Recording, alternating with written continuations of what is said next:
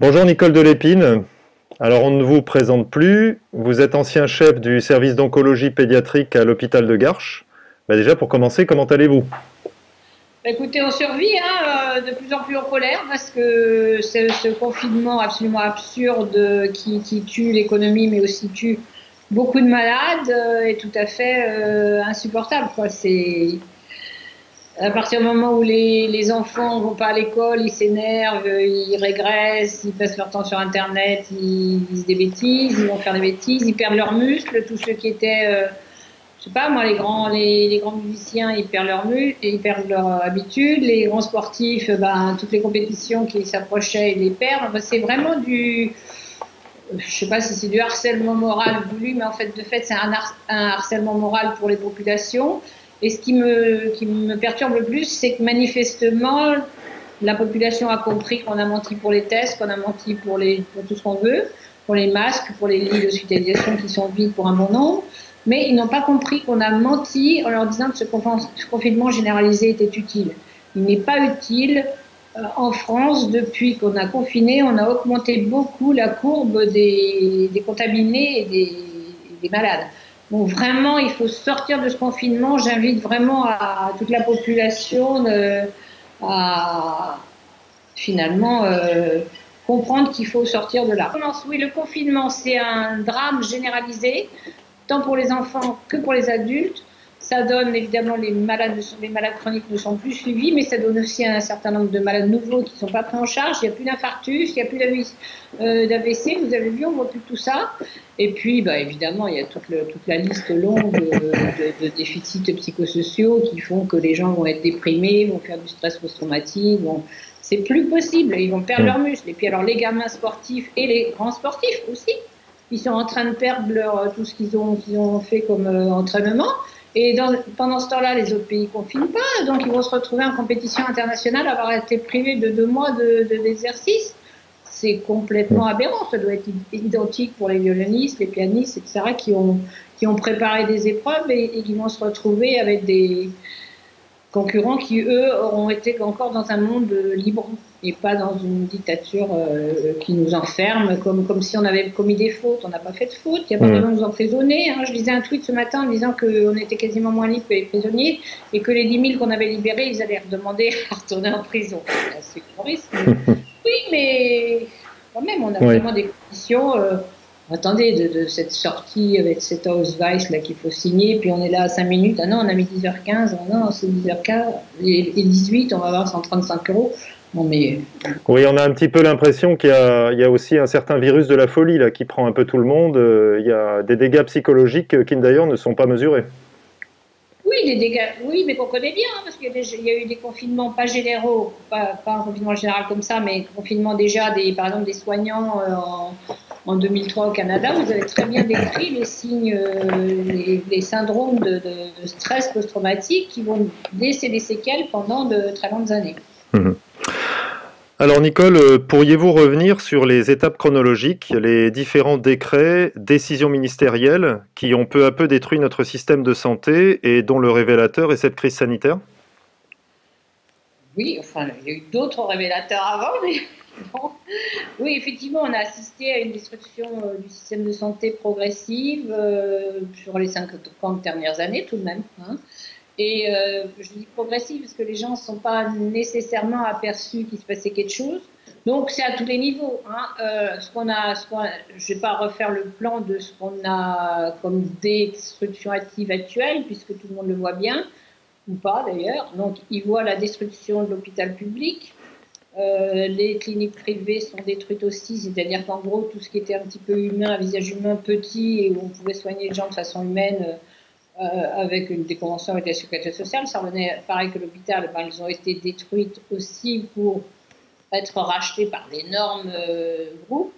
Et puis, évidemment, la médecine libérale est complètement en voie de disparition, avec tout de même, malheureusement, une soumission importante des médecins qui, bon, et là, ils réclament combien il y a eu de morts, etc. Oui, d'accord, parmi les médecins. Mais ce qui est important, c'est pourquoi les médecins sont morts, pourquoi il n'y a pas de liberté de soigner, pourquoi ils n'ont pas pu au moins soigner eux-mêmes avec les traitements. Enfin, eux-mêmes, il y en a un certain nombre qui se sont soignés avec les traitements qui avaient été mis au point, par exemple, par Raoult.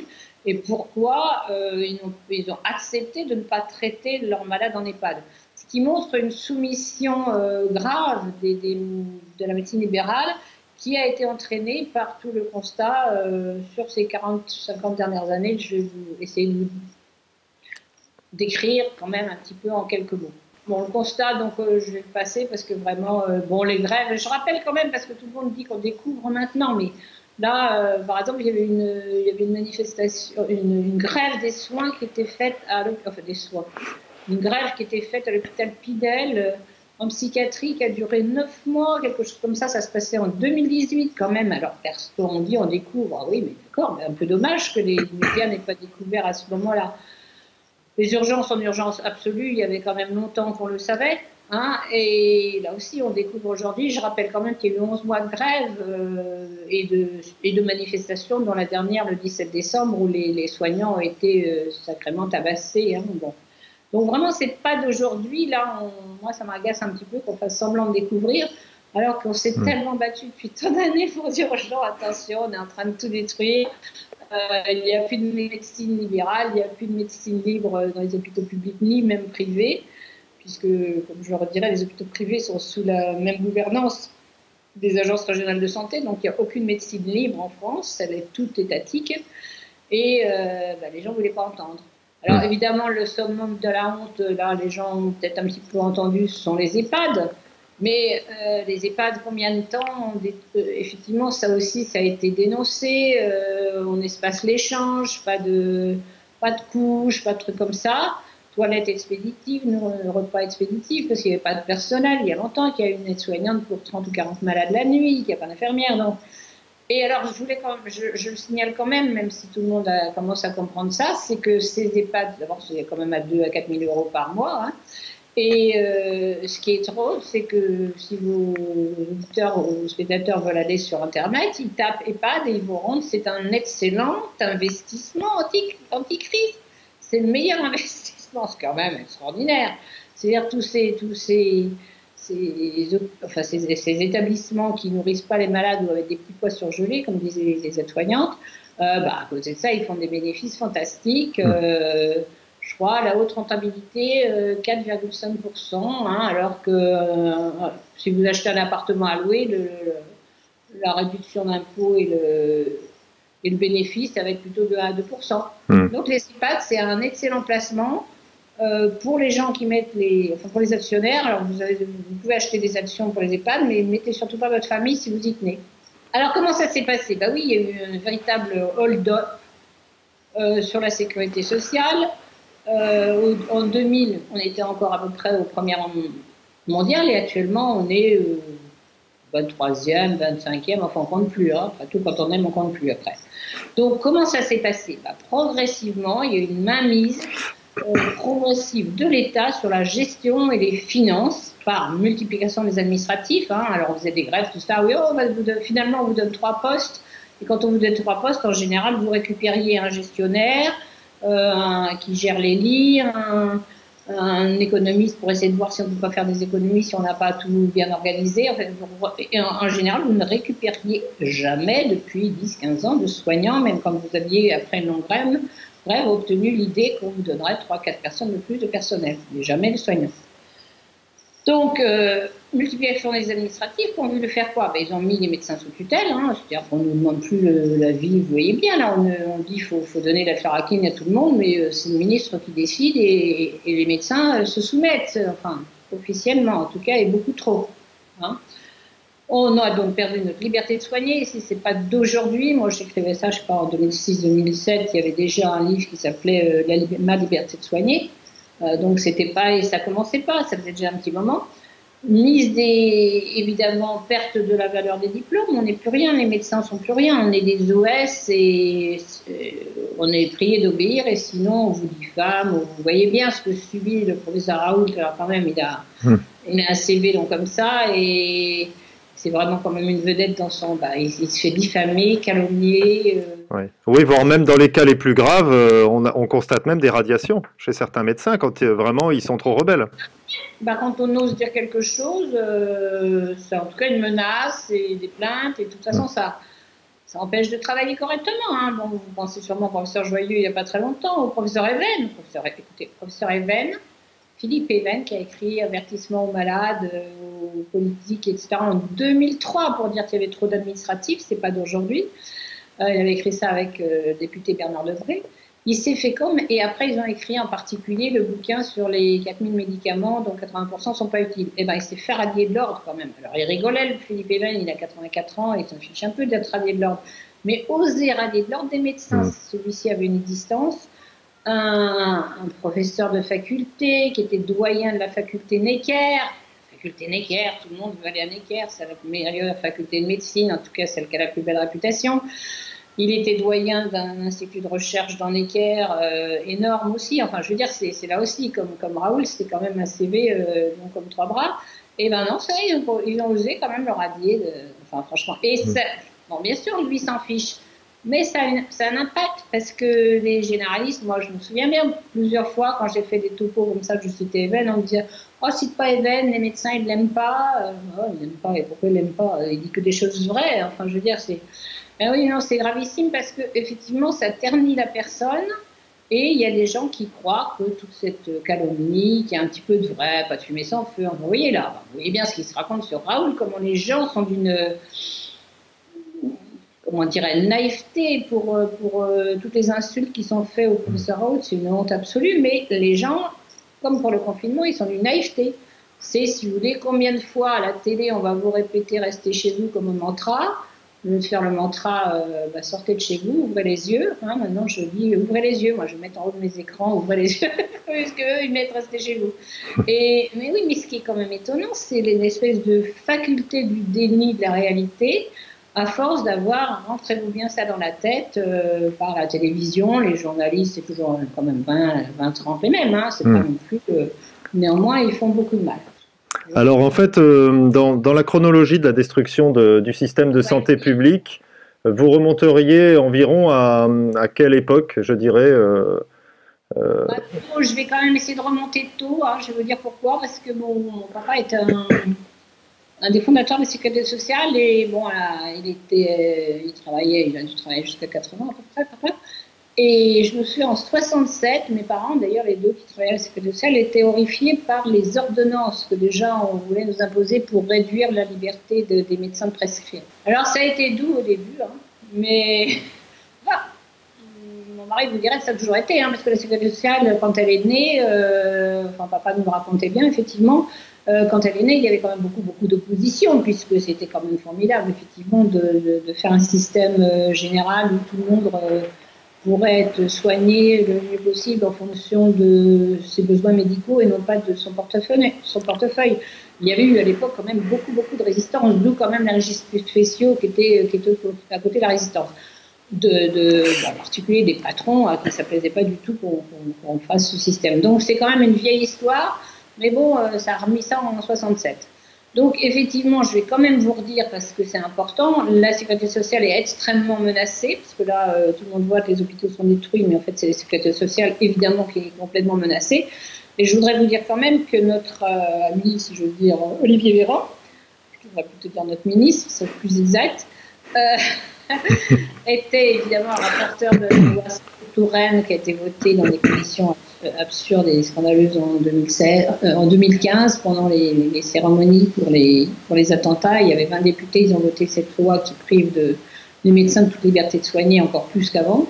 Et récemment, notre ministre de la Santé, qui était donc le rapporteur, Olivier Véran, avait voulu faire disparaître le principe même de la sécurité sociale, y compris dans les textes. Et il avait dit qu'il fallait dire maintenant protection sociale et non plus sécurité sociale. Et ça voulait dire lourd, parce qu'effectivement, la sécurité sociale de 1945, elle faisait dépendre notre modèle social d'institutions non étatiques. C'était d'un côté, il y avait les patrons et de l'autre côté, il y avait les syndicats. Et c'était ensemble qu'ils se partageaient la gestion des sécurités sociales.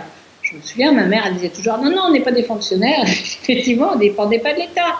Et bon, ça me faisait rire un petit peu à l'époque, mais j'ai eu tort parce qu'effectivement, ça signifiait beaucoup de choses, puisque maintenant, l'État prend en main effectivement la gestion de toute la santé, de ce qu'on rembourse, de ce qu'on a le droit de faire, etc. Donc au lieu d'être des citoyens conscients, actifs et qui géraient leurs risques sociaux de façon démocratique, eh bien, progressivement, l'étatisation de la protection sociale, comme dit Olivier Véran, est une rupture avec l'idée de bâtir une démocratie sociale qui soit pas du tout démocratique de fait. Donc ça, c'est important que les gens se souviennent de ce qu'a voulu faire le docteur Véran, qui est professeur d'ailleurs, qui est neurologue à Grenoble, je crois. Peu importe. Donc il a voulu faire un amendement, commission des affaires sociales quand même, et ben il n'a pas été voté, et donc il n'a quand même pas réussi à faire voter cet amendement.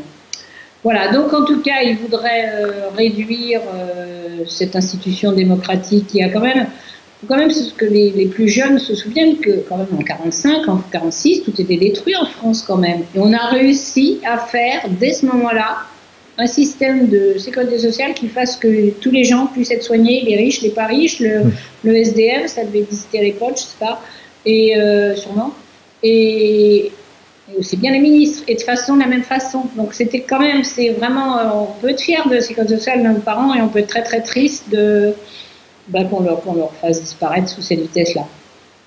Alors comment ils ont réussi? Ils ont induit progressivement pendant des années une suspicion que c'était mal géré. C'est pas vrai parce que ça coûte en gestion, la vraie sécurité sociale c'était plutôt 5%, et maintenant les assurances privées qu'on nous force à prendre, puis c'est obligatoire, on va y revenir, mais de prendre des assurances privées, enfin ce qu'on appelle des mutuelles, qui sont carrément des assurances privées le plus souvent cotées en bourse.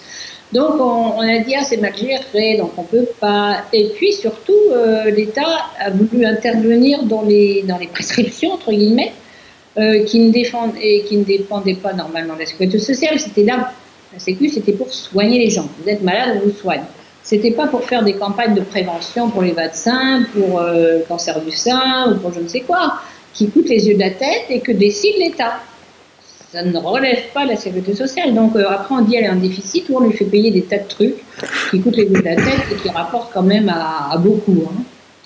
Donc voilà, donc vraiment la disparition, ça n'a rien de sémantique, on pourrait discuter longtemps là-dessus, mais donc on a voulu effectivement étatiser complètement la gouvernance de la sécurité sociale et des hôpitaux, et c'est effectivement un choix de société qu'il eût été bien que les Français fassent, sauf qu'on leur a pas donné le loisir, puisqu'on a fait tout ça en catémini, chaque fois une petite loi de plus, vous allez voir, qui progressivement, ça détruisait progressivement tout. Donc il va falloir se battre. Alors, 1963, donc début du phénomène de trou de la Sécu, finalement, officiellement. Donc à ce moment-là, Pompidou, qui est là, comme Premier ministre. Issu de la banque Rothschild, il faut le préciser. Bien sûr, c'est pas la première fois qu'on a un banquier au pouvoir. Voilà. Et c'est pas par hasard non plus qu'il essaie de démolir la sécurité sociale qui plaisait pas du tout au patron, comme je vous dis. C'était ils avaient laissé passer ça avec De Gaulle en 1946 parce que c'était un peu pour les plus jeunes, je pense qu'en gros c'était un peu pour calmer la population parce que De Gaulle craignait quand même beaucoup que la contagion des pays de l'Est et des régimes communistes arrive jusqu'en France. Et donc, pour calmer la population, il lui a donné la sécurité sociale. C'était pas un cadeau non plus comme ça, c'était un cadeau politique, mais enfin c'était un bon cadeau quand même, dans le genre.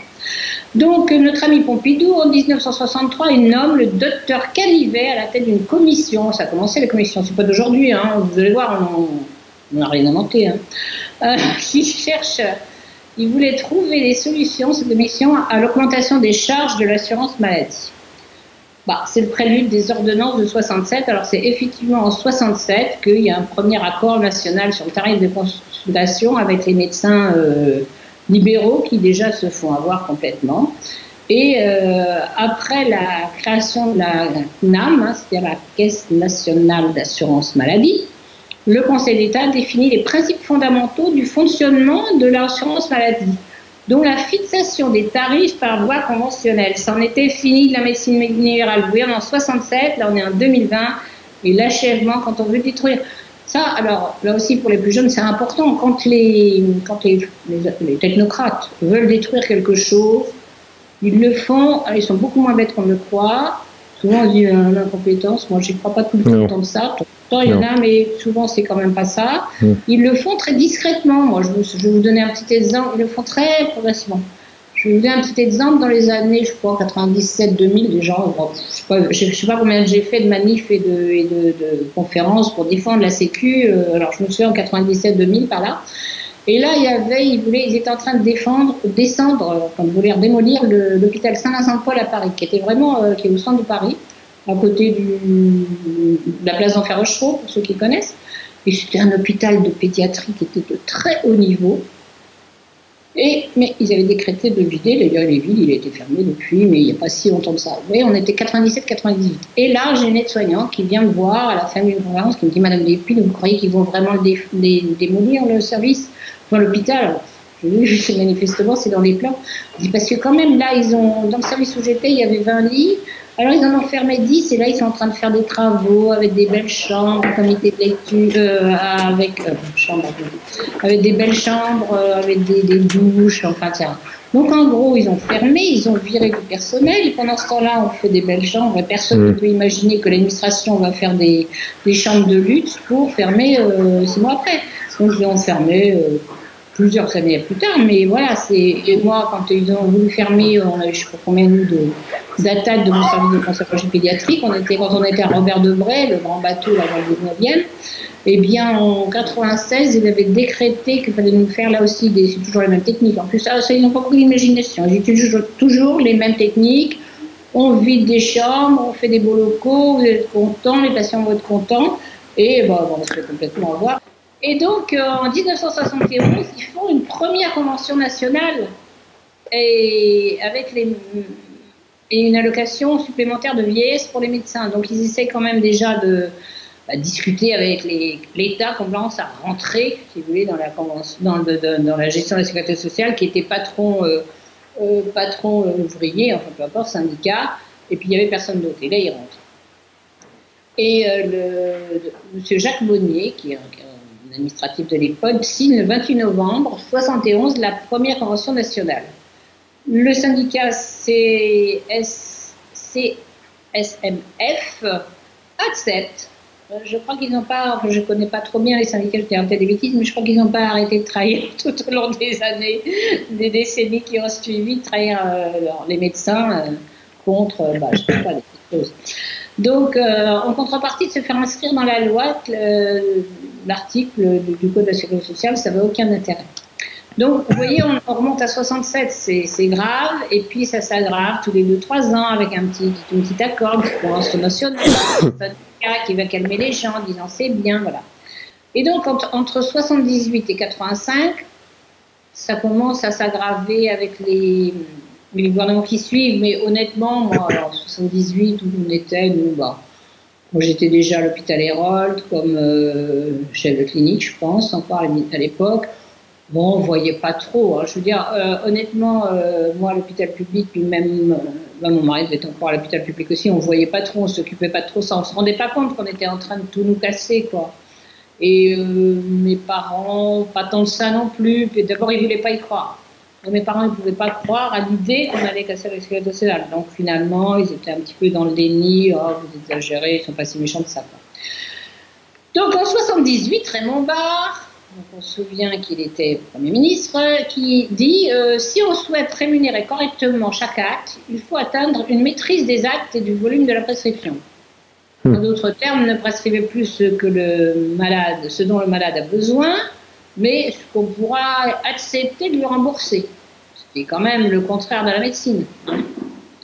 Et donc, c'est le début de l'enveloppe globale où ils disent que les médecins qui prescrivent ne doivent pas dépenser plus d'une certaine somme, et cette guérilla dans le global va durer 25 ans. Oui, c'est conforme à la célèbre phrase de Raymond Barre, il va falloir, français, il va falloir vous serrer la ceinture, ouais, dont on se souvient. C'était ça, ouais. Donc en 80, les médecins quand même râlent, ils manifestent et ils se font matraquer. Moi, je ne me souvenais plus de ça, mais ils se font matraquer. Enfin, j'avais retrouvé quand on avait réfléchi à cette présentation, sur le pont André de Cendre 3 à Paris. Je le dis parce qu'on dit toujours ils ne sont jamais fait taper dessus, si, finalement. Donc là, la rupture politique avec Giscard d'Estaing et les médecins sera totale, ce qui fait qu'en 80, Mitterrand arrive, moi le gentil, vous allez voir ce que vous allez voir. On a vu, mais bon. Et donc, ils ont un projet, alors là, comme tout bon socialiste, enfin, je ne sais pas si c'était un bon socialiste, mais enfin, il était élu par eux. Donc, ils commencent à dire, on va faire des centres intégrés entre les médecins, entre eux. Enfin bon, ils voulaient déjà étatiser plus ou moins la médecine de ville, hein, il y a longtemps que c'est leur retraite. C'est quand même intéressant, moi, ça m'avait beaucoup intéressé de refaire cette historique, parce que je m'étais quand même rendu compte que effectivement, ça a été très progressif, puis alors ça rate, il y a une manif. Là, par exemple, quand Mitterrand a voulu faire ça, évidemment, les libéraux ont dit oh là là là là, et puis ils étaient peut-être plutoniques, je ne sais pas, parce que depuis 40 ans, on les a tellement endormis. Mais bon, ils avaient fait une grande manif, 50 000 personnes au printemps 82, pour dire on n'est pas d'accord pour ces centres médicaux intégrés. Et puis, bon, bah, ça a continué. Alors, en 84, je ne l'ai pas mis, mais il était très, très important. En 84, sort. Moi, j'avais été nommée médecin des hôpitaux en 80, pour vous situer. Et vraiment, on aimait bien être médecin des hôpitaux. C'était quand même vraiment, on se disait, bon, j'ai atteint quand même un certain niveau. Ça veut dire que je suis reconnue comme médecin hospitalier de bon niveau.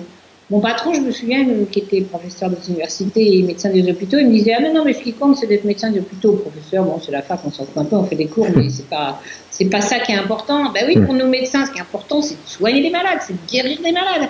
Comme dirait le professeur Raoul, qui est vraiment un vrai médecin comme on l'a vécu nous. Hein. Je veux dire, c'est important quand on l'écoute parce que on se reconnaît entre guillemets. Hein, mais je suis quand même très étonnée d'ailleurs, une petite parenthèse, du nombre de gens qui n'ont pas fait médecine et qui ne rêvent que de faire de la médecine. Alors ils deviennent économistes, sociologues, anthropologistes, tout ce que vous voulez. C'est tout ça le conseil scientifique de oui, de l'exécutif.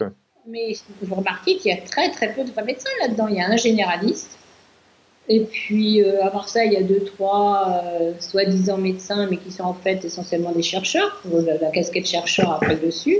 Et en fait, les gens, conseil scientifique, ça m'a fait rire ce matin, j'ai encore entendu ah, mais le conseil scientifique a dit c'est bien des médecins. Ah non, c'est pas des médecins. Justement, c'est pas des médecins.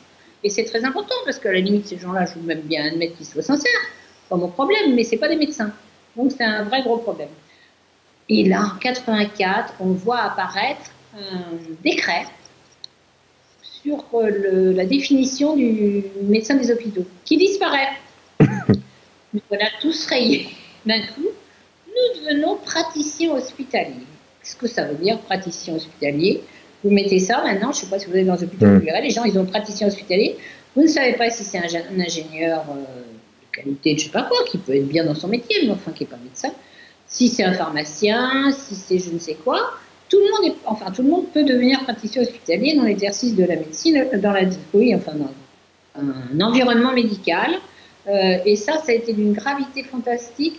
Et ça a été très intéressant parce que, quand même, les gens, les syndicats des médecins des hôpitaux, si j'ose dire, avant, ont un peu râlé. Bon, alors là, tout le monde s'en est fichu, personne n'a écouté. Et puis les suivants, ça s'appelle praticien hospitalier, je ne sais pas, moi je l'appellerais lion du désert, peut-être c'est très ça pareil. Non, ça a été très très grave parce qu'effectivement, ça a supprimé le sens je m'occupe du malade, je suis médecin. Ouais. Même si vous ne voulez pas de mettre des hôpitaux, alors je m'en fous, mais médecin, docteur, mais pas praticien hospitalier. Moi, je suis désolée, je respecte la pharmacienne de l'hôpital, mais je ne sais pas faire son métier, je ne sais pas faire son métier, elle ne sait pas faire le mien. Il n'y a aucune raison que vous veniez me voir et vous ne sachiez pas si vous avez en face de vous la pharmacienne ou le médecin. Voilà. Et ça m'a... J'ai essayé de me battre pour raconter ça aux gens, mais ça n'a pas beaucoup... On nous a tellement tapé sur la tête sur différents trucs que les gens ne sont pas rendus compte. C'est quelque chose qu'on constate souvent, je m'excuse, je vous coupe Nicole, c'est quelque chose qu'on constate souvent même dans d'autres domaines, la neurolinguistique, c'est-à-dire la falsification des mots, où ça semble anodin, mais pour modifier une organisation ou quoi que ce soit, on remplace un terme par un autre terme, et au départ on ne s'aperçoit pas de la manœuvre. Mais ça cache toujours un projet à moyen long terme. Hein, on ne voit pas tout de suite là où ils veulent en venir. Absolument. Voilà, mais ça cache quelque chose. Ça se passe en 1984, je ne sais pas si vous l'avez fait exprès. c'était le commencement d'Orwell à l'hôpital. Hein. Oui. Parce que comme vous le dites, après, ça a complètement duré. C'est-à-dire, ils ont transformé les mots, ils ont transformé le sens des... En fait, ils ont voulu à chaque humain qui a une fonction, je sais pas, même une femme de ménage, c'est une fonction précise. C'est important dans un hôpital d'avoir... Tout le monde a vraiment son importance dans un hôpital, effectivement. Mais ils ont voulu enlever, désincarner effectivement, toutes nos fonctions du médecin, mais à l'électricien, tout ça. Chacun est devenu, d'ailleurs, normalement, maintenant, ils veulent absolument qu'on soit interchangeable. Hein, et puis, qu'est-ce qui était important? Je vais vous donner un autre exemple très important dans les hôpitaux. Moi, j'étais en pédiatrie. Je me souviens que le vendredi, c'était le jour des frites. Là, je peux vous assurer que les gamins... Mais non, mais ça a l'air idiot, pareil. Mais les gamins, le jour des frites, c'était le bonheur. Enfin, ils allaient manger ce qu'ils avaient envie, etc. Parce que le cuisinier, il avait fait un effort de leur faire des frites. C'était des cuisiniers dans les hôpitaux. Eh ben, ils sont devenus quoi? Ils sont devenus distributeurs de barquettes aseptisées, que tout le monde fout à la poubelle parce que c'est immangeable. Surtout, bon, peut-être les 8 premiers jours, c'est pas trop mauvais, mais si vous le faites un peu plus longtemps, personne ne les mange. Voilà, donc ça s'est passé discrètement dans la décennie 80-90, parce que à partir de 84, donc c'est symbolique pour le décret des médecins des hôpitaux qui disparaissent. Et puis 1983, on peut rappeler à nos spectateurs que 1983, si je ne m'abuse, c'est le tournant de la rigueur, c'est Laurent Fabius. Voilà, on n'est plus du tout dans le socialisme. La catastrophe. J'aurais pu le dire avant 80, parce que le décret, il n'a pas dû apparaître par hasard non plus. Donc, tournant de la rigueur, 83, et pour nous, médecins, en gros, on nous enlève notre capacité de décider déjà dans les hôpitaux, parce que quand vous devenez praticien hospitalier, c'est le directeur qui devient important. Moi, je sais pas, j'étais interne en 69, j'avais fini en 73, on va dire. Oh, dans toutes ces années-là, jusqu'aux années 80, quand il y a un problème dans le service, le patron téléphonait à la directrice qui disait « Bien, monsieur, je viens tout de suite ». Et après les années 84, si vous avez un problème, vous téléphonez au directeur qui peut-être vous recevra quand il aura envie. Ça s'est complètement inversé à ce moment-là. C'est vraiment, j'ai vécu cette destruction entre 70, quand même vraiment, bon, même s'il y avait les ordonnances pour la médecine. C'est la médecine libérale qui avait tout surtout attaqué sous Raymond Barre et tout ça. Mais depuis les années 84, c'est devenu terrible pour nous. Et donc, un des ministres de la Santé qui a été fort célèbre et qui est redevenu après d'ailleurs, qui a fait beaucoup de mal, c'était Claude Évin, qui a sorti la loi Évin, donc en 90, et qui a encore signé un accord de maîtrise des dépenses avec la médecine générale, et qui a limité l'effectif des médecins en secteur 2. Alors, c'est toujours facile pour un socialiste de dire c'est formidable, on supprime le secteur 2, il n'y aura pas de supplément d'honoraires. Oui, d'accord, ça serait bien si on pouvait se soigner correctement, si les médecins des hôpitaux, alors pour ça, pour les professeurs, parce que les médecins des hôpitaux ont disparu, mais les professeurs n'ont pas disparu et eux ont pris des déplacements d'honoraires absolument fabuleux, particulièrement dans les hôpitaux de Paris. Donc, ces espèces je ne sais pas si on peut appeler ça des populismes ou pas, mais de mesures pour faire plaisir au peuple, apparemment, ayant dans leur dos faire le pire et le contraire, c'est absolument monstrueux. Et l'histoire du secteur 2, d'un bout à l'autre, ça a été vraiment scandaleux, y compris actuellement, y compris sur Touraine, hein, puisque actuellement, les médecins, les professeurs des hôpitaux publics, en particulier parisiens, mais pas seulement, hein, il y en a à Nice, il y en a ailleurs, prennent quand même des dépassements d'honoraires majeurs, et pendant qu'on dit « Ah, les médecins libéraux coûtent cher », maintenant que les médecins libéraux sont à 25 € la consultation. Alors, ils sont trop soumis et ils supportent tout ça, mais ça n'empêche pas qu'on ne les paye pas pour le travail qu'ils font.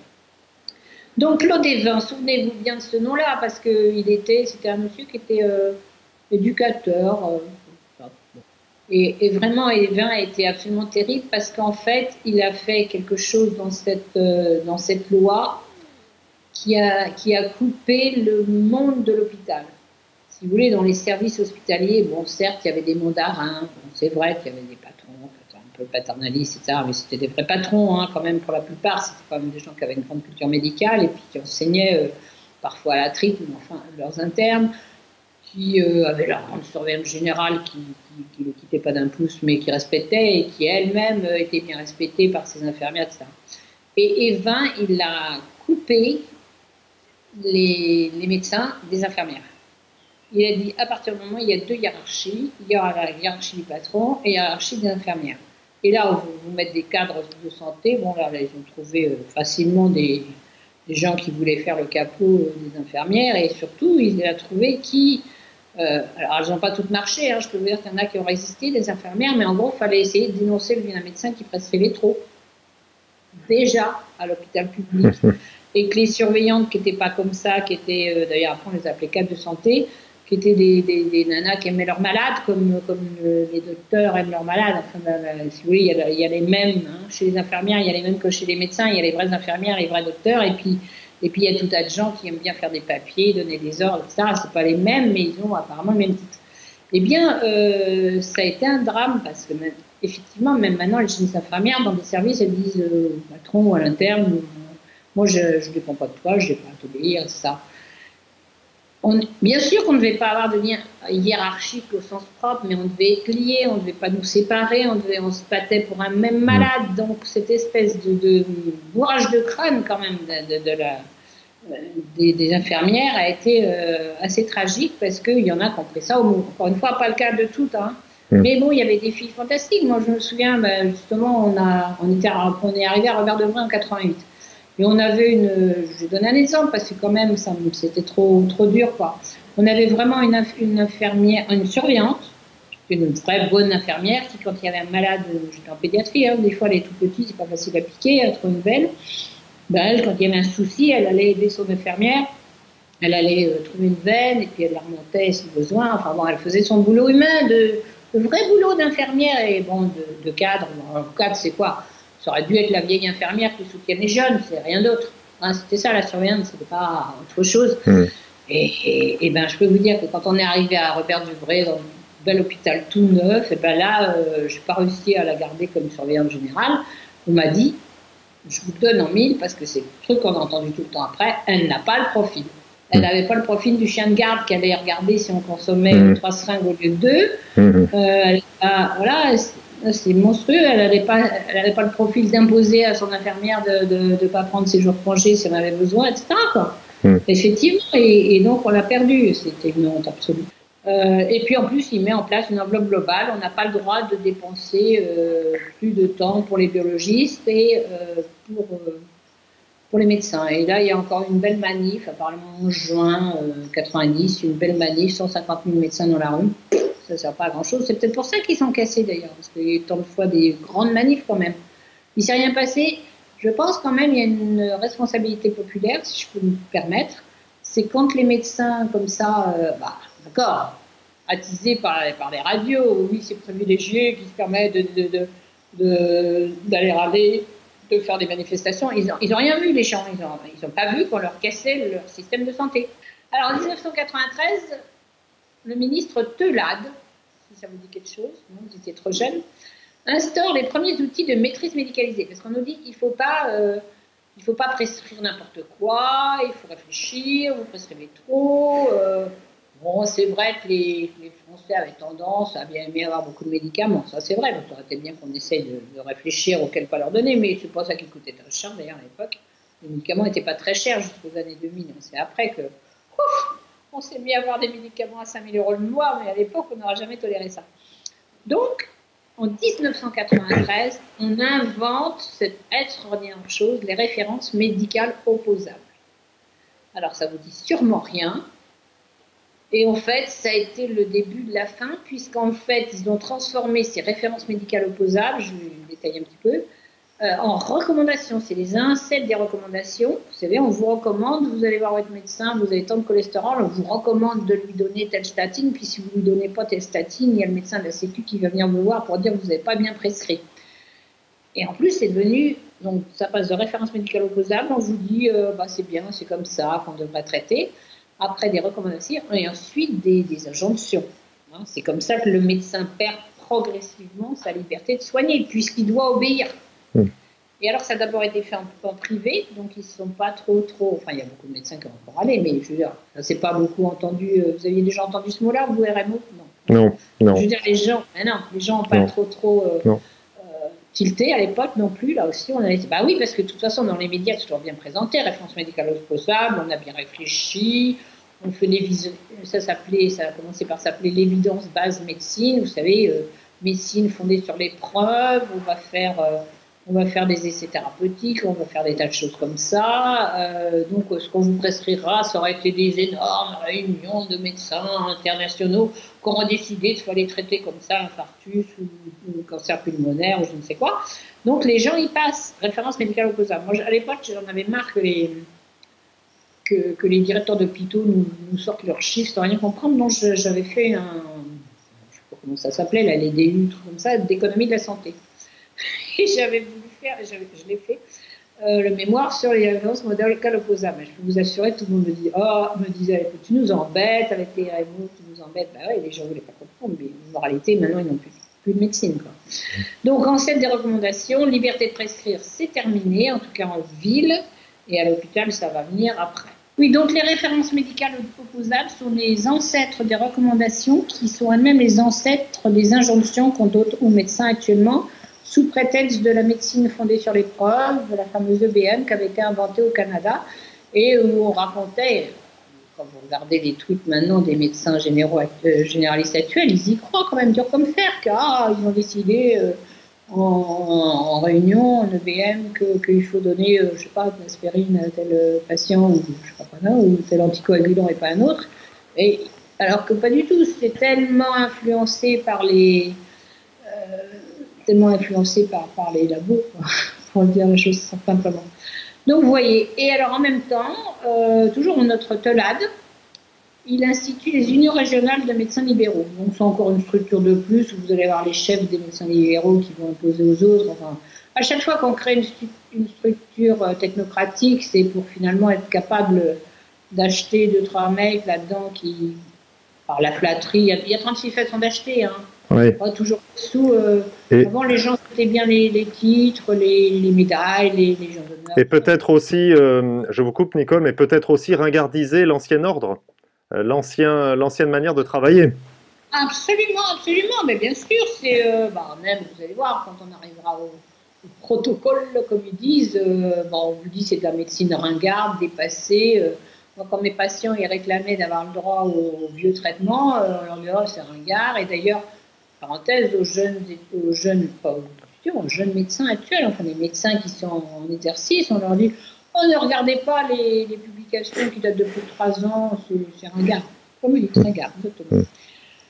Donc, ça ne s'est pas arrangé avec les années qui passaient. Donc, entre 1995 et 2002, là, on a eu notre ami Juppé, les années de plomb, et on a multiplié les mesures de maîtrise comptable, on a fait des ordonnances, c'était déjà l'habitude, on n'a fait que continuer. On a voté, alors, ils ont inventé l'ONDAM. L'ONDAM, c'est l'objectif national de dépenses d'assurance maladie, voté par le Parlement chaque année. Et normalement, il doit y avoir des reversements des médecins s'ils prescrivent trop.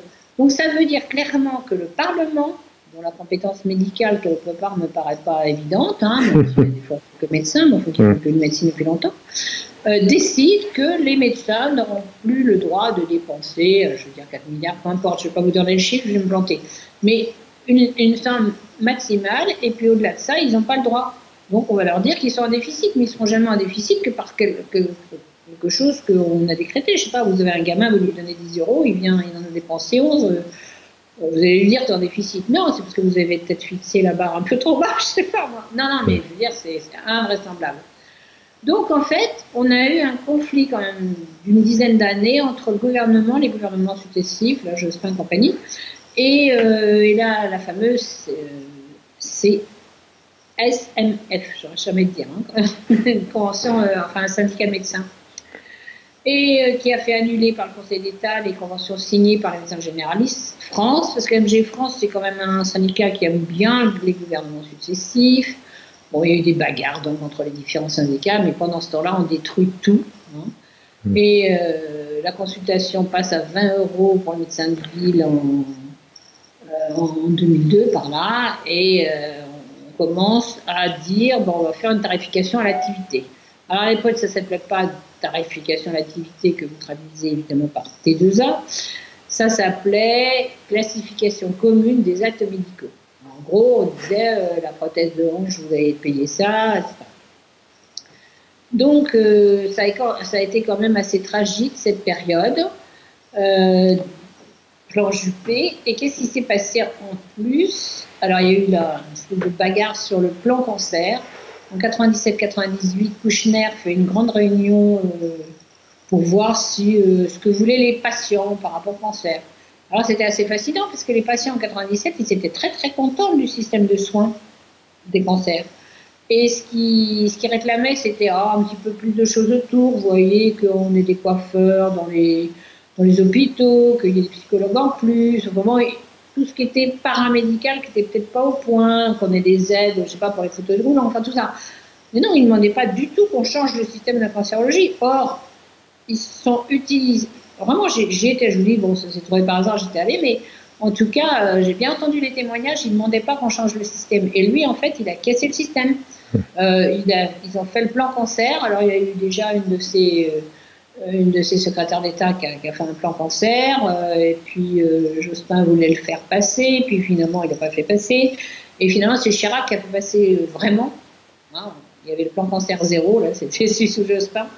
Et puis le plan cancer numéro 1, quoi, qui a été fait par Chirac en 2003. En gros, juste après qu'il ait gagné la présidentielle de façon un petit peu limite quand même, c'était pas tellement par adhésion de la population, c'était plutôt pour virer un appel déjà.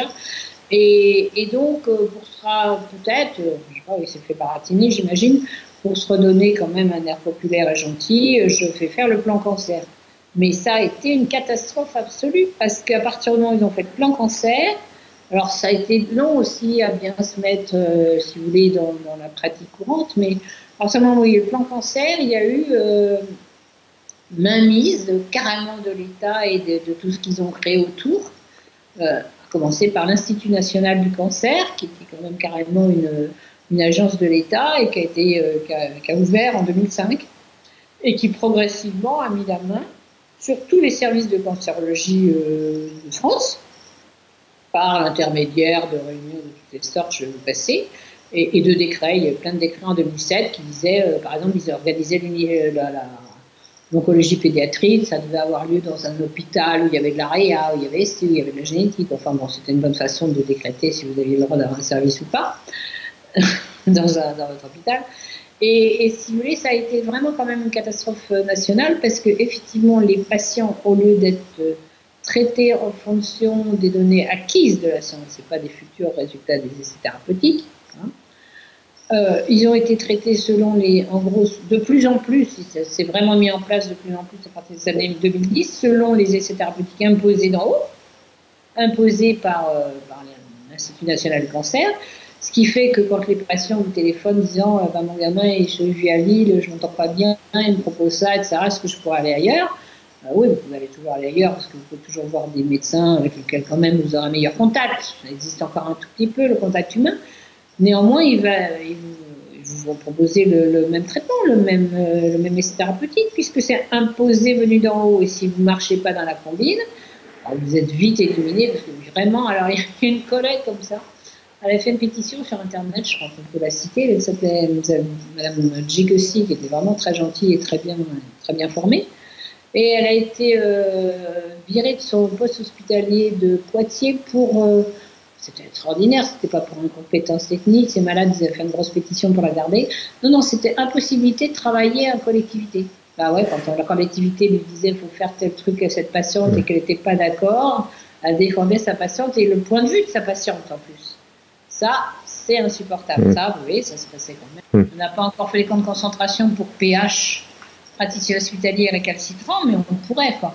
Donc vraiment, c'est effectivement, donc on arrive, vous voyez, on est en 2003, on sort le plan cancer. 2005 en pratique, sous Chirac donc, et Sarkozy, on le met en place. Et après, et vraiment, on fait des décrets absolument terribles en 2007 où on décrit, par exemple, vous n'aurez plus le droit d'opérer des cancers de la prostate, par exemple, si vous n'avez pas un certain quota. Alors, il faut avoir un certain quota pour que l'urologue dans le service de l'hôpital machin ait le droit de faire des prostatectomies. Et alors, comme je dis souvent aux hommes, n'allez pas consulter pour un problème de prostate en novembre, parce que si le mec il a de ses 18 prostates, il faut en faire 20 ou 28, il faut en faire 30, je sais plus chez Fred Zach, le directeur de la clinique ou de l'hôpital, pareil dans l'hôpital public ou dans le privé, c'est la même chose, c'est le même système d'organisation, il pousse quand même à dire t'as pas atteint, là on va plus avoir le droit de faire de prostate l'année prochaine. Donc soyez prudents avec vos prostates, n'allez jamais en novembre, hein, toujours en janvier, jamais en novembre. Oui, c'est comme pour les amputations d'ailleurs, hein, parce que les budgets de prothèses pour conserver les jambes dans les hôpitaux publics sont là aussi limités à un certain degré. Donc s'ils ont de quoi faire 35 prothèses pour les enfants qui ont des cancers, le 6e qui arrive, on va lui dire écoutez, là dans votre cas, on va pas lui dire il n'y a pas de sous, parce que ça ne se fait pas ça. Hein. Ce serait bien, parce que moi les gens y réagiraient. Oui, mais les gens y réagiraient. Je ne vois pas pourquoi les médecins se croient obligés de cacher les carences et les décisions de l'administration. Hein, exemple, je ne peux pas faire cette prothèse parce qu'on me refuse une 6e prothèse. Donc là aussi, n'allez pas voir un chirurgien. Vous pensez qu'il peut y avoir Nicole, une certaine forme de corporatisme dans le sens où, comme vous venez de le dire, un médecin va peut-être avoir honte ou ne pas oser dire on n'a plus de moyens. Donc pour couvrir l'ensemble de sa profession, il va lui-même couvrir quelque chose d'un peu scandaleux, comptable. L'administration, il ne va pas couvrir la profession, il va couvrir l'administration. Oui, l'administration, oui. Il n'aura peut-être pas d'ennui pour cette fois-ci, mais il ne va pas rester longtemps, comme la petite Colette de Poitiers. Voilà. Mais il n'y a quand même pas tant de gens que ça, comme dirait l'autre. Même les médecins, ils ont besoin de manger. Vous avez un poste pas trop mal payé, vous avez 3 gamins, vous dites je vais tenir tête au directeur, il va m'arriver quoi? Encore une fois, je ne les excuse pas du tout, mais il y a quelques explications. Mais je pense qu'on en est là aussi parce que les gens n'ont pas assez résisté. Mais c'est attendez, les gens, ils acceptent le confinement là au lieu de manifester comme les Américains. Les Américains défilent dans les rues. Ah, c'est bien ça, hein. Oui. Oui, parce que quand même, il y a encore des gens pour lesquels le mot liberté veut dire quelque chose. Donc, effectivement, les patients, ils sont tués. Alors, il y a eu, n'oublions pas, donc il y a eu le plan cancer 2003, les ordonnances pour appliquer, 2005, on crée l'Institut national du cancer, dont Madame Buzyn a été une des directrices. Et on fait les décrets qui limitent le droit d'opérer un certain nombre de malades. Il faut avoir tant de malades de ce type pour avoir le droit de les soigner, en pensant que le nombre... Et alors, il faut quand même que je vous dise, parce que les gens, pendant un moment, quand je leur disais ça, ils disaient « Ouais, mais c'est vrai, si tu opères que 2 prostates, tu n'auras pas l'habitude, etc. » Mais c'est pas ça du tout. Là, c'est l'hôpital qui doit faire un certain nombre de gestes. Donc, s'ils ont 20 cancers prostate opérés et 20 prostatétomies, il n'y a pas de souci, même s'il y a eu 18 chirurgiens différents pour faire ça. Donc, ça ne donne pas du tout une idée de l'expérience du chirurgien qui va le faire. Donc, c'est vrai, mais c'était... En fait, en gros, c'est clair. A posteriori aussi, on voit mieux. C'était fait pour regrouper tous les malades dans les grands centres. Le grand CHU machin, ça va être le grand CHU de Lyon, ça va être le grand CHU de Paris, etc., de Lille ou d'ailleurs, et pour que les malades n'aillent plus ailleurs. Et comme ça, une fois qu'ils sont pris dans le filet du CHU, merci. Et on va leur dire non, le meilleur traitement c'est ça, il faut tel essai thérapeutique, non, c'est vraiment ce qu'il y a de mieux pour vous. D'ailleurs, téléphonez à Bordeaux, ils font pareil. Donc les malades n'auront plus le choix, effectivement. Donc ça s'est vraiment aggravé d'année en année. Et alors, sur ces entrefaites, Madame Bachelot arrive. Et fait, parce que c'était pas encore assez fort, je pense que je vous ai omis la chose très très importante, je vous ai dit que Juppé était arrivé, mais j'avais peut-être pas assez précisé qu'il était arrivé en mettant ses ordonnances en 96. En 95, il y a une énorme manifestation, je ne sais pas, les plus anciens s'en souviendront, quand même, il n'y avait plus, en tout cas à Paris, il n'y avait plus de métro, on pouvait plus, les gens faisaient 1h30, 2 heures de route pour aller travailler. Et donc, grande manif, il arrête la réforme de la Sécu. Ah, mais dans notre dos, il a mis les ordonnances 96 sur la médecine, et là aussi, on n'a rien vu. Et il a créé les agences régionales de l'hospitalisation.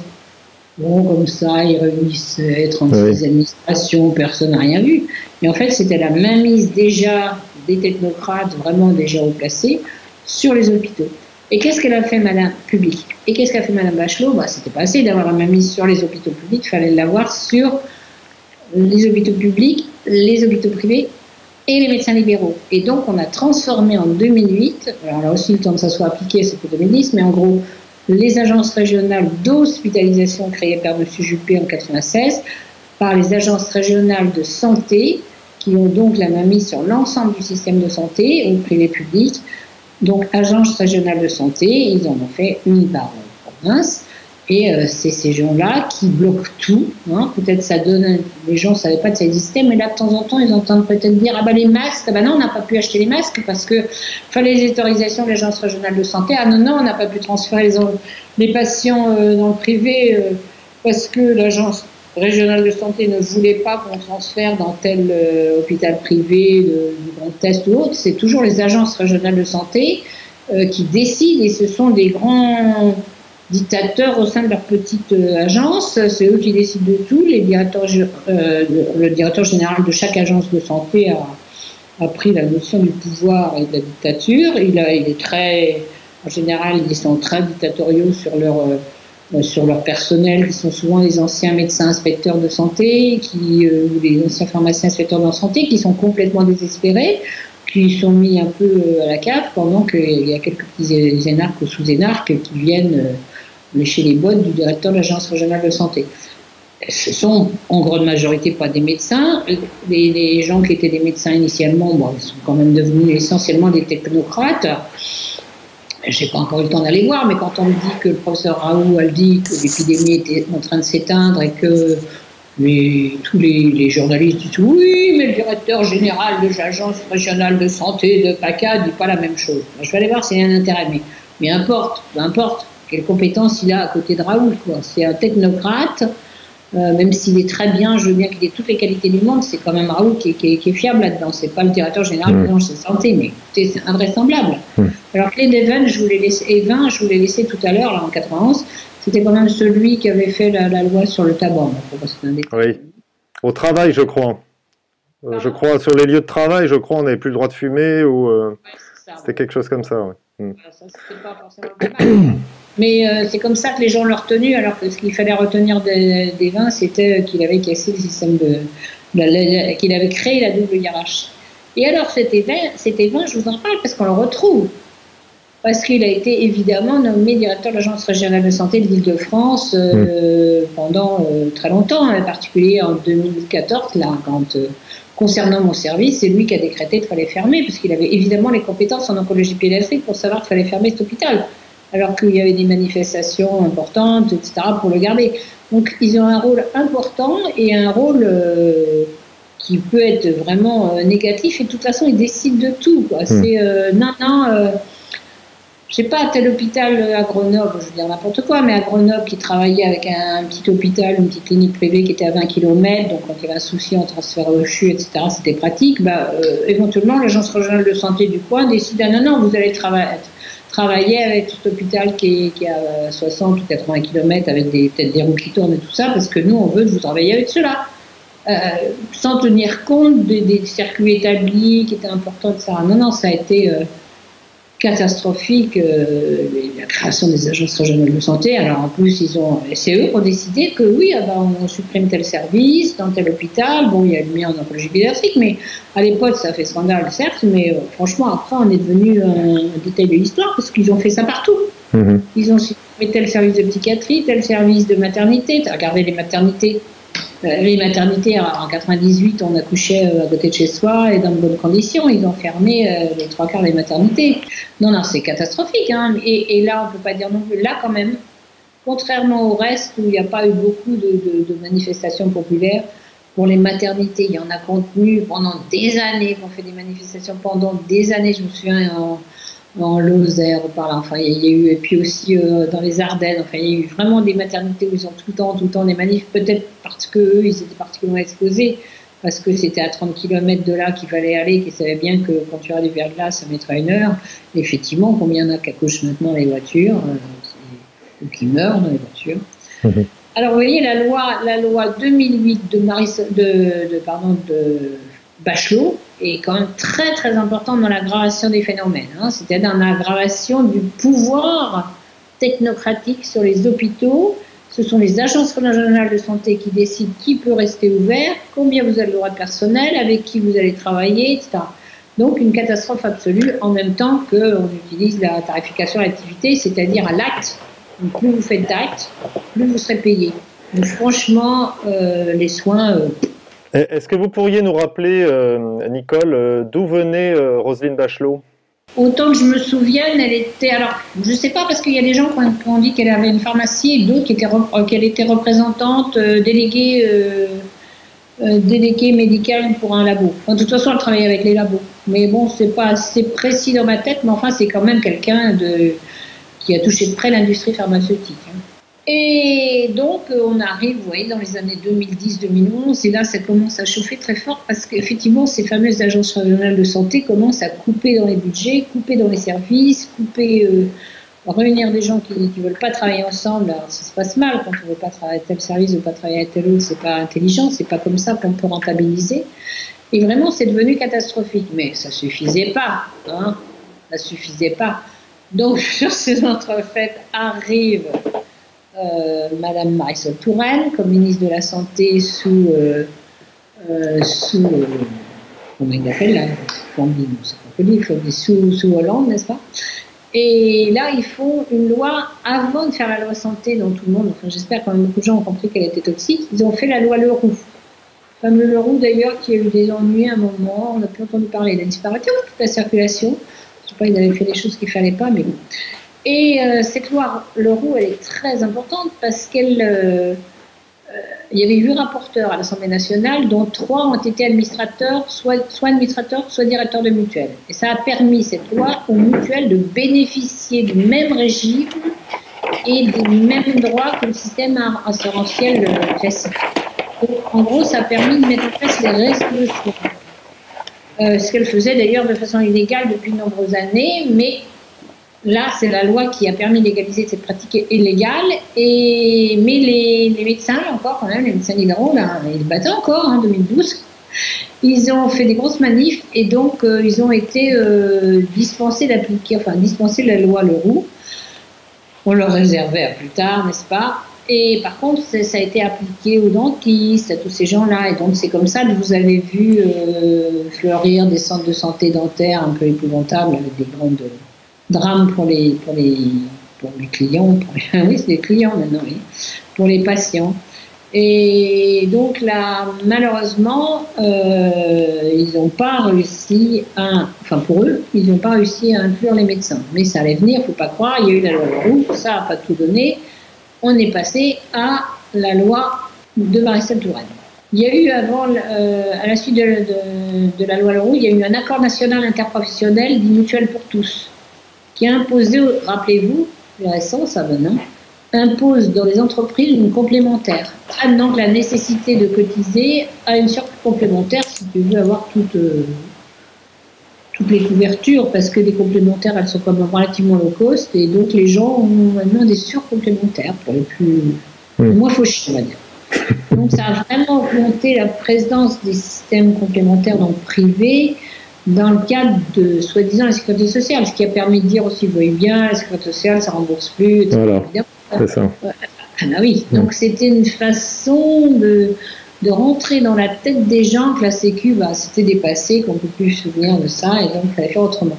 Oui, puis à l'époque, excusez-moi, je vous coupe, à l'époque, on se souvient aussi que c'était de notoriété publique, de nombreux Français n'avaient pas de mutuelle, et donc il y avait tout un marché que les mutuelles n'arrivaient pas à capter, donc en fait, là, on voit bien qu'il n'y a pas eu de démocratie, puisqu'il y a eu une obligation d'avoir une mutuelle, point barre. Non, c'est le Parlement, sous Marisol Touraine, qui l'a imposé.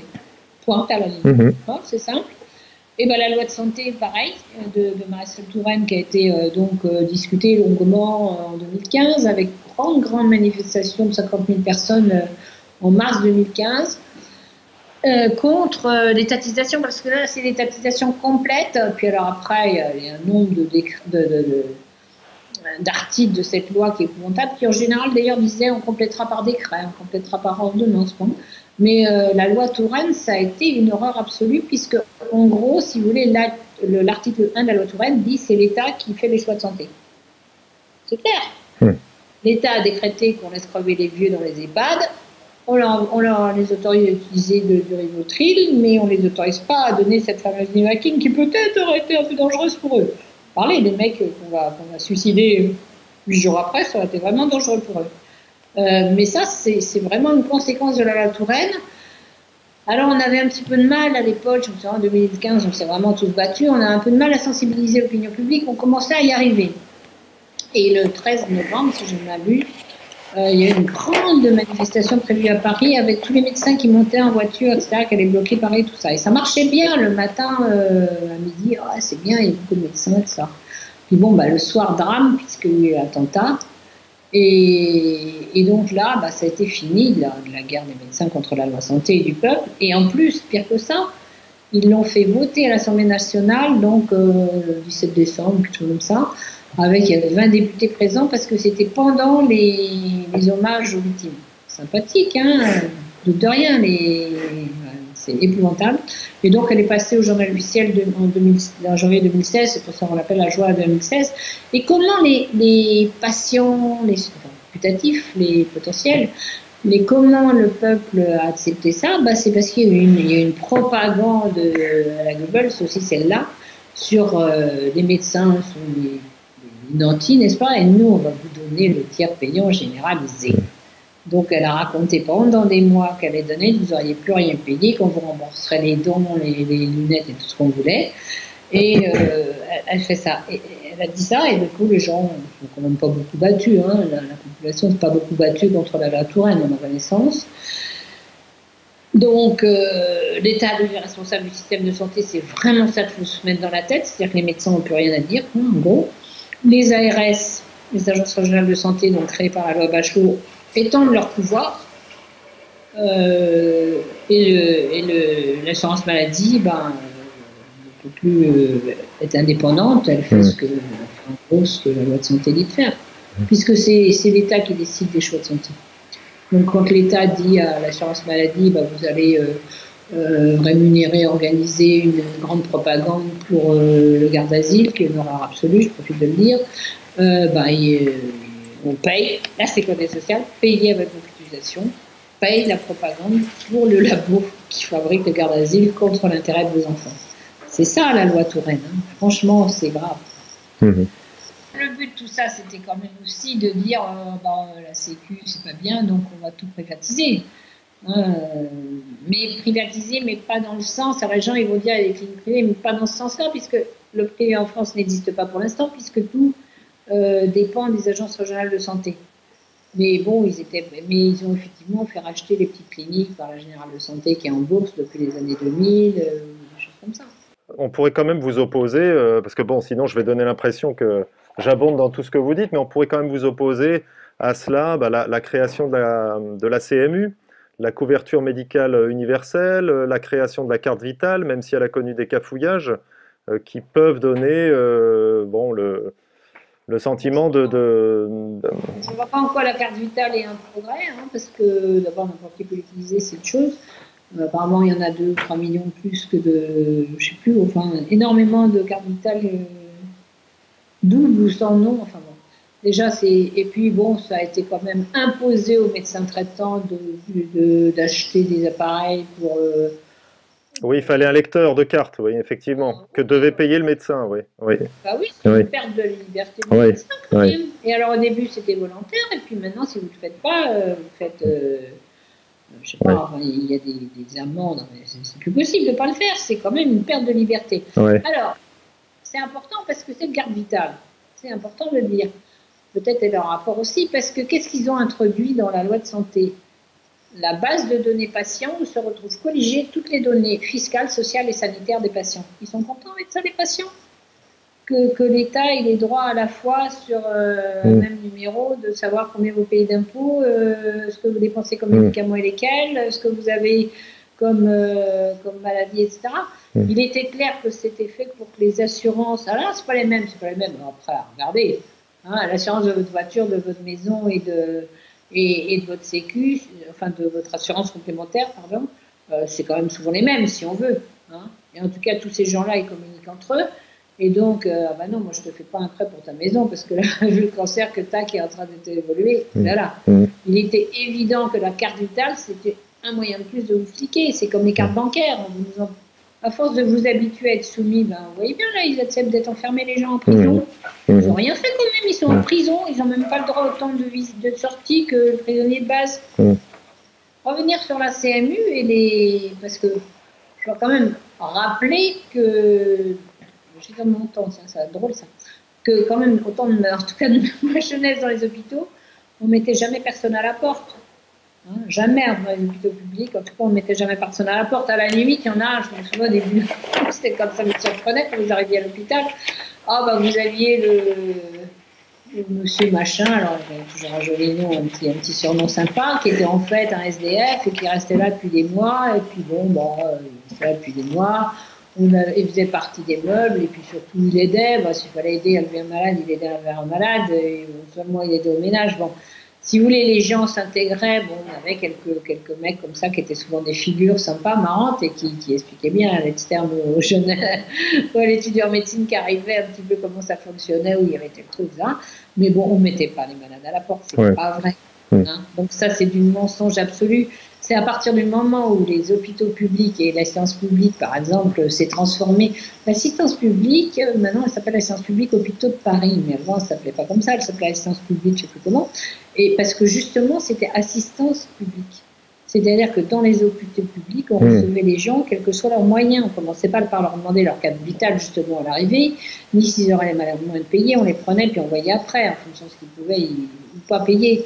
Donc, et on a transformé ça, je retrouve la date, mais ils ont transformé le nom de l'assistance publique des hôpitaux de Paris en assistance publique-hôpitaux de Paris à partir du moment où on a imposé à l'administration de chaque hôpital de récupérer l'argent, d'envoyer. Alors, attendez, ils envoient à Paris, par exemple, ils envoient des huissiers fort facilement si vous n'avez pas payé la différence entre ce qui est remboursé par la Sécu et ce qu'ils veulent nous faire payer. Et c'est d'autant plus aberrant et tragique que souvent ils n'ont pas fait le boulot et que les gens ont été payés. Par nous, comme médecins, on n'avait pas à payer ce supplément. Et bon, on est X médecins à avoir reçu des notifications, vous allez avoir l'huissier, si vous n'envoyez pas vos 10 €, oh oui, non, c'est une honte absolue. Donc on ne me raconte pas que la CMU, c'est une amélioration sociale. C'est encore un autre fumée. Alors je vous ai dit quand même, les bases de données, c'est grave, et la loi Touraine donnait la possibilité à l'État de vendre nos bases de données. Et ils avaient dit, non, c'est du baratin. Tu parles que c'est du baratin. Ils ont vendu nos bases de données. Ils sont en train de les vendre. Donc, non, c'est une catastrophe. Cette loi, c'est... Franchement, j'ai essayé, on a écrit dans Soigner, obéir un petit peu. Je voulais en faire carrément un livre. Mais honnêtement, sur tous les un par un, d'abord, je me suis arrêtée quand même parce qu'il y en avait tellement où il y avait des petits points, ça sera réglé par ordonnance. C'était un peu dur. Et puis, c'était atroce psychologiquement parce que vous voyez qu'ils cassaient métier par métier. Les infirmières elles peuvent être remplacées par les aides-soignantes. Les aides-soignantes peuvent être remplacées par le plombier bientôt. Et oui, ça arrivait jusqu'à ce qu'il y avait quasiment une façon de dire que dans un EHPAD, par exemple, où il n'y avait pas d'infirmière la nuit, s'il fallait brutalement aspirer, peut-être pas intuber, mais aspirer un vieux qui était en train de s'étouffer, le gardien de nuit pouvait faire ça. Je veux dire, c'est quasiment je dis quasiment parce que j'ai parlé récemment. C'est ça la loi Touraine, c'est perdre l'identité de chaque métier. Je pense que c'est pas qu'en médecine qu'ils font ça, hein. Mais en tout cas en médecine c'est extrêmement clair et c'est extrêmement grave et c'est ça que les citoyens ne devraient pas accepter. Moi actuellement les enfants atteints de cancer, soit ils doivent appliquer quel que soit le CHU, ils vont l'essai thérapeutique en cours.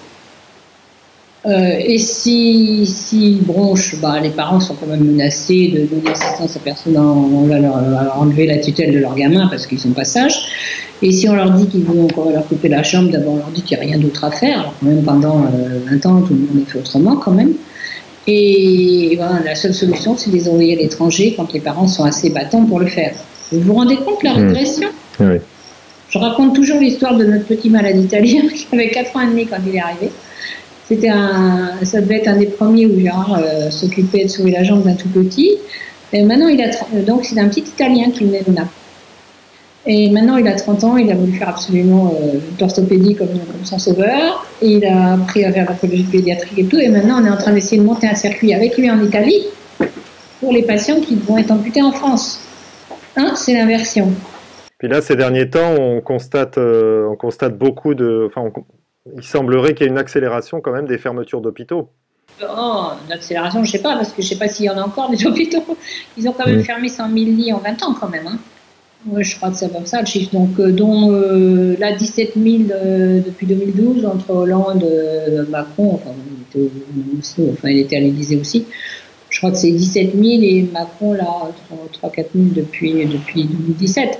Enfin, c'est d'énormes suppressions de lits depuis très très longtemps. Donc, je ne sais pas ce qu'ils vont encore pouvoir supprimer. Mais effectivement, ils veulent encore supprimer. Vous avez vu le directeur de l'ARS du Grand Est, après tout ce qui s'est passé dans le Grand Est, en plus, ils sont d'une inconscience psychologique vis-à-vis des gens. Ils ne trouvent rien de mieux car oui, on va continuer le plan, on doit fermer 118 lits à Nancy, je ne sais plus le nom, 174, je crois, lits à Nancy, supprimer tant de postes d'infirmières. Oui, on continue.